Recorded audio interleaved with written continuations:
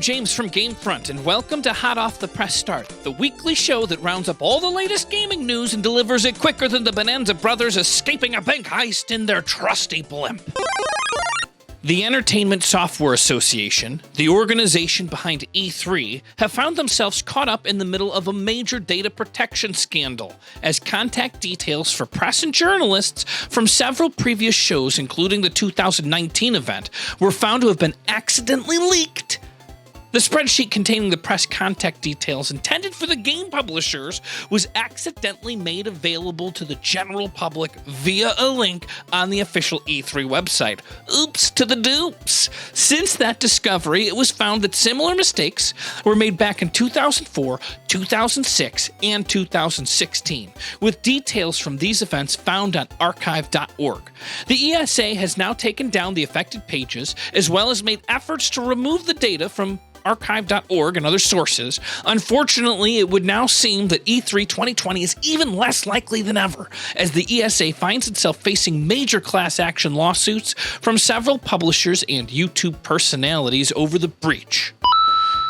Rocket League will no longer sell random loot crates starting later this year, replacing them with a more transparent system. The game's developer, Psyonix, stated that they will be replacing the system with a new way to purchase items that will let players see what they're purchasing before they buy it. But the Rocket League Pass and the premium DLC cars and things, those are going to continue to be sold in the same way that they are now. Surprisingly, the announcement has been met with outrage from some fans. Well, I don't know if it really should be a surprise, because I think anything could outrage anybody online, but a few select players are feeling that Psyonix are under way too much influence from Epic Games, who recently purchased the developer. Stay tuned to GameFront.com on this. As we learn more, we're going to share it with you.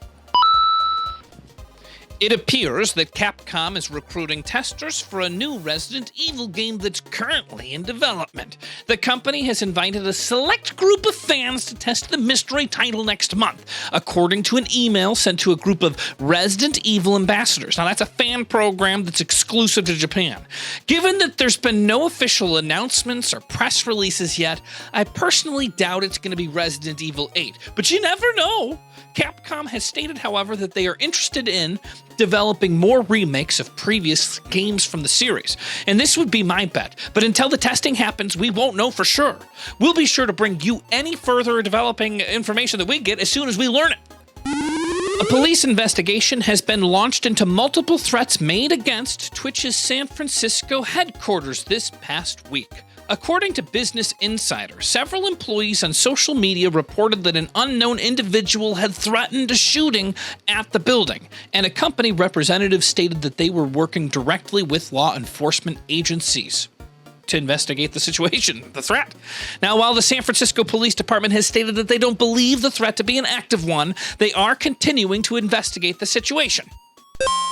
Fortnite fans are not happy with Season 10's new two-person mech that spawns in limited quantities within the game, calling on developers to either seriously nerf it or remove the mech completely, or at least have it shuffled off into its own special game mode. Fans feel that this mech is so overpowered, it's ruining the game. As you can see from the video behind me, players are getting completely overwhelmed by the mech, whose attacks are often so quick that players simply don't have a chance to dodge or defend themselves. Even the Fortnite World Cup solo champion Bugga got completely destroyed by a couple of novice players spamming the overpowered missile launcher, and streamers across the scene have made very similar complaints.